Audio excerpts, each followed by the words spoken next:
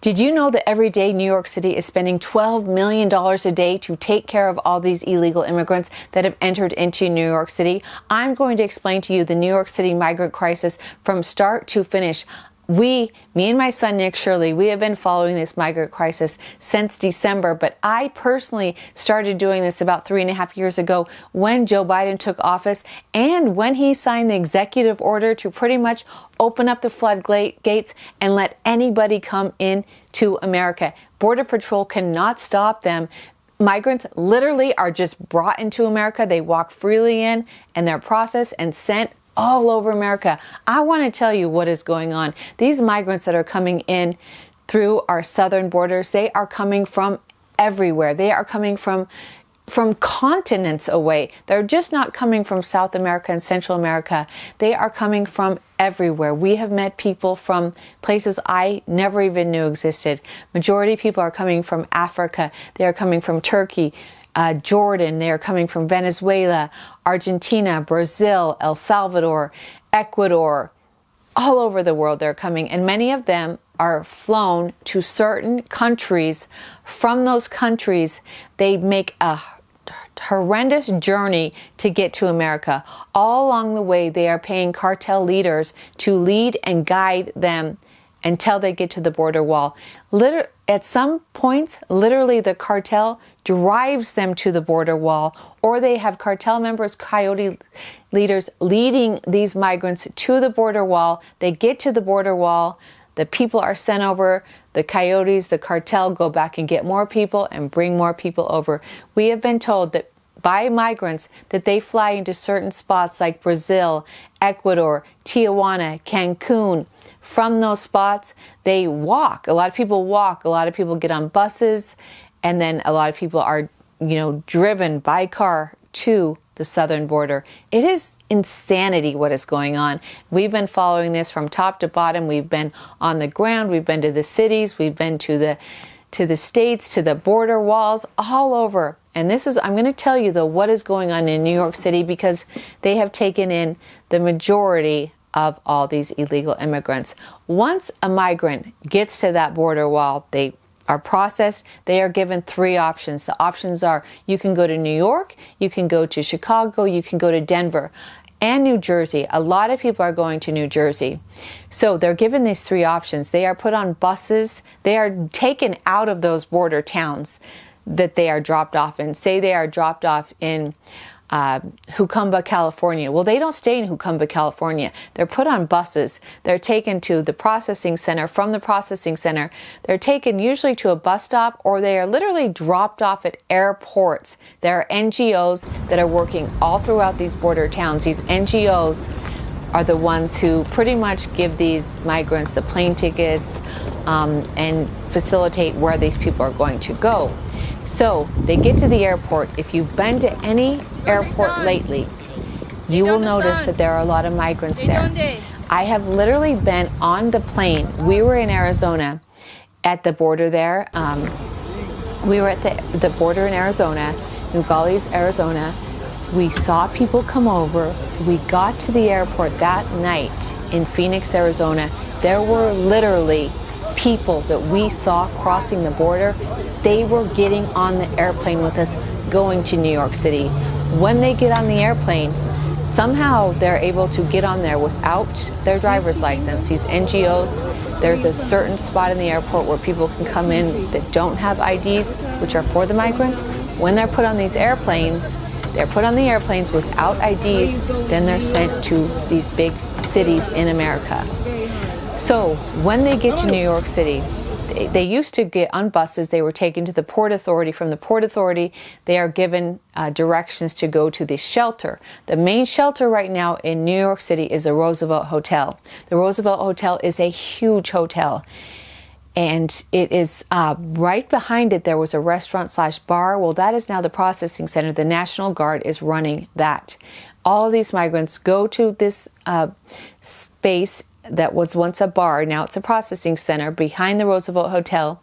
They are given their orders as to where they're going to go. They're going to go to shelters. They're going to go to hotels. They're going to go somewhere where they can live. This is why I call it the Biden shuffle. These migrants families. If you come in with a family, you are pretty much really lucky. If you come in as a single man, you get like downgraded. The families are put up in these big hotels. These hotels were once luxury hotels where it would have cost $400 plus a night to spend the night in. Look up the Roosevelt Hotel. It once was a beautiful hotel. It is about 2 blocks off of Fifth Avenue, up by Times Square. It's all in the action of what's going on in New York City. A beautiful hotel. But now it is housing thousands of migrant families. So it's not so beautiful anymore. But inside the Roosevelt Hotel, I've spoken to security people. I've asked, I went up there, I say, hey, I'm a homeless woman. Can I get a hotel room there? They say no. This is only for people who illegally crossed into America. So I said, people who illegally crossed into America get to stay in these shelters for free. But if I was a homeless woman, a homeless man, a veteran, a single mom, I couldn't stay in this hotel. And they say no. It's only for people who are non-citizens. That's what they say. Non-citizens get to live there. I've asked them, do they get fed? They said they get 3 meals a day. Is there maid service? Yes, there's maid service. Is there buses that pick the kids up for school? Yes, there's buses that pick the kids up for school. Is there health care? Oh yeah, there's medical care. There's nurses coming in and out. You see the nurses coming in and out of the places. So these migrants, they're getting put up in these hotels. They're getting free food, 3 meals a day. They're getting clothing. They're getting health care, and their kids are going to school. Pretty great deal, right? Yep. So this is a Biden shuffle. This is what happens. These migrants, they get put up in these shelters, these hotels. The men stay in a shelter for 30 days. The families get to stay in a shelter for 60 days. Originally, when this was announced a couple months ago, that these people could only be sheltered for this amount of time, I thought, wow, after 30 days, all these migrants are going to be homeless, are going to be put out in the streets. But no, that's not the case. What happens is after 30 days for the migrant men, they go back to the processing center. The processing center gives them another shelter to go to. Then they have like a couple days to wait before they can go to that next shelter. But then they're moved to different shelters. There are over 200 shelters inside the 5 boroughs of New York City. So 30 days you could be living in one shelter, say down by the Brooklyn Bridge. Then the next 30 days you're moved into a shelter all the way up in Queens. Somehow these migrants have to get up there. They're given this piece of paper, all written in English, that they need to understand. They need to go up there, and then they live up in another place for 30 days, and the cycle goes, and then they just get shuffled all over New York City. The families, 60 days they get to stay in the hotel, reapply. After the 60 days, they're moved to a different hotel, different shelter. Families are mad because they say, hey, we've enrolled our kids in school. Now we have to move them to a different school. Men are mad because they say, we are trying to get some type of work. We're trying to go to school to learn English. We're trying to develop our lives, and then we're moved 30 days to a different shelter. So I call it the Biden shuffle because he is just shuffling people all around the city of New York. No one wants to get comfortable. They don't want anyone to be comfortable. Instead, they want to make their lives as chaotic as they can, get them moving all around New York City and distributing. Who knows who they're distributing? Criminals all over New York City. Because this is what we have been told. Lots of migrants have told us. Many migrants are good people. I'm not hating on any migrant. I am hating on our government for allowing this to happen. Many migrants are good people. We've talked to many good people. But the migrants all say the trash followed them in. The trash referring to gang members, prisoners, people in mental institutions. They say the people we were running from in our country, they have followed right on in. The people that they were trying to get away from because they were so dangerous, well, those people have came right into America. And as I'm speaking about the dangerous people, I want to tell you something. It has been said many, many times that Venezuela, the prisons have been emptied out, the mental institutions. Venezuela has never been safer than it is right now. Never been safer because all those criminals have left. Guess where all those criminals are? They are right here in America. They came to America. Venezuelans, any Venezuelans who enters into America, there is no way to trace their background. By law, Venezuela will not release the background information on Venezuelans. So we do not know if these Venezuelans were gang members, if they were in the prisons, if they were mental people. We don't know if they killed people, burned down houses, sexually abused people. We don't know. So they come in and we don't know their names. All throughout the border, like I said, I've been to just about every border spot there is. All littered on the border are people's passports, people's identification cards, people's birth certificates. They don't bring those with them when they get processed in America. They leave all that trash at the border. They needed it until they got to that border wall. You know, maybe people were flying on airplanes and stuff, so they needed passports, they needed their IDs. But hey, once they get to America, they don't need those IDs anymore, so they just throw them away. I have many, many copies of people's identification cards. So these Venezuelans that are living in New York, a lot of them are committing a lot of crimes. If you pay attention to the news, not the mainstream media, but cable networks, you will notice that a lot of crime is occurring by these Venezuelan gangs that are living in New York City. And we, taxpayers, are literally funding gang members, prisoners, mental patients. We're giving them food, clothing, shelter. It's insanity what is going on. I will get back to that. Another thing that is happening, these shelters, they're put up in neighborhoods. I've been to some in Queens, New York, that are next to million-dollar homes, that are next to YMCAs, that are next to schools, that are next to baseball fields, senior citizen centers. I've been to some in uptown New York that are built right at elementary schools right down the street from them, and they're brownstones, those beautiful brownstones homes that cost millions of dollars. Well, there's a migrant shelter right there. There's a migrant shelter right when you get out of the Aladdin play in New York City. There's a migrant shelter right behind the Aladdin play, 2 blocks off of Times Square, 2 right in Wall Street. They are everywhere. Everywhere are migrant shelters. Like I said, there's 200 of them. New York City is spending $388 per day to take care of these migrants. $388 a day.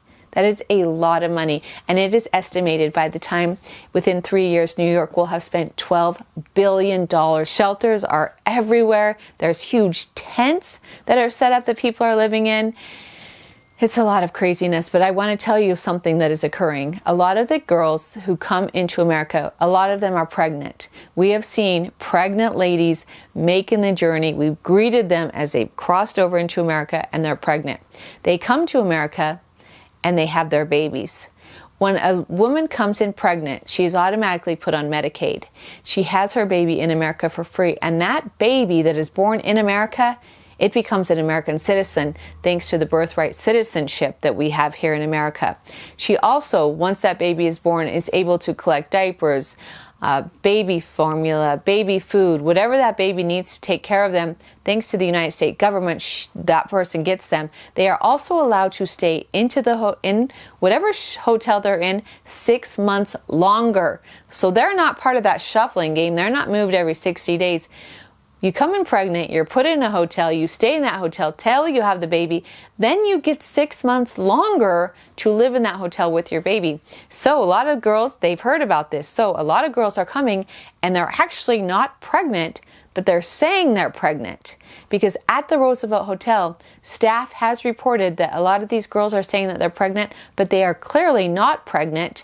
The Roosevelt Hotel staff cannot question them, and they cannot give any pregnancy test.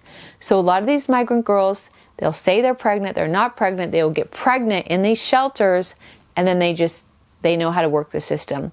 We literally saw a girl, she had her brand new baby, she had her stroller, the stroller was filled with diapers, formula, she had all of her stuff, and her baby was like 7 months old, and she was moving, and she told us the whole story as to what happened. So we said, hey, that girl knew exactly how to work the system. She worked it to a T.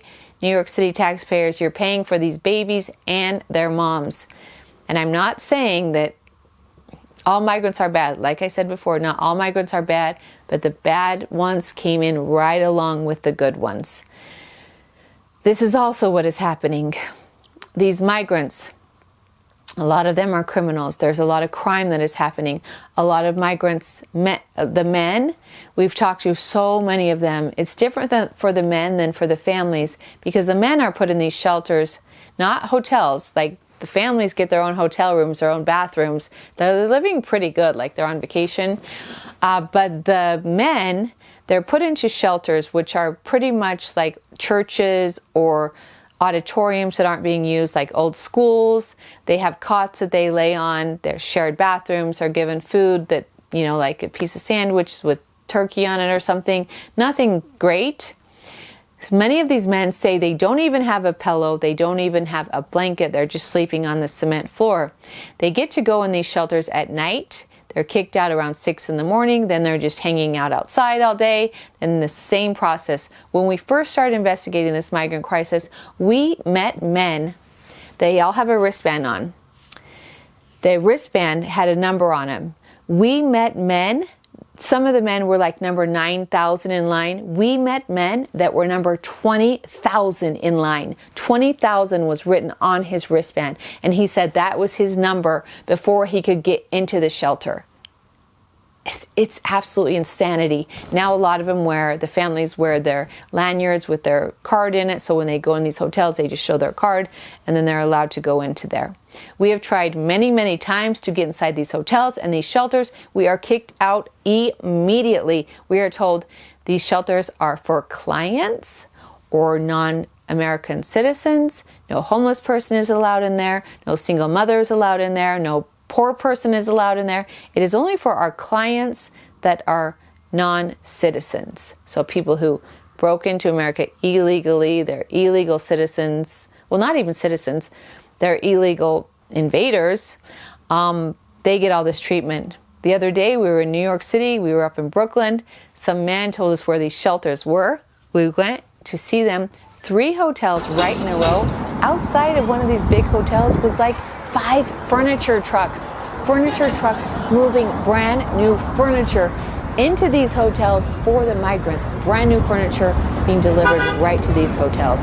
The stuff we see is so unbelievable. You wouldn't even believe it unless you saw it with your own eyes. It is so crazy. A lot of these migrant men, they are upset. They are upset because they literally think we wanted them. They say, why did Joe Biden open up the borders and let us come in if he's not going to give us work permits? Because none of them can work. So they are literally just hanging outside all day long.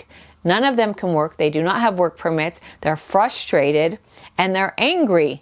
So a lot of them will say, hey, we're starving. So what do you think we're going to do? They admit to stealing. They say, we need to eat. We need money. So we're going to steal. So these migrants in a lot of places in New York, in mainly AOC's district, up in the Bronx, up in Queens, they have set up shop. It is like you're going to an outdoor swap meet, but the swap meet is all stolen goods that people stole from the stores and they're selling them on the streets. Let me tell you what you can find.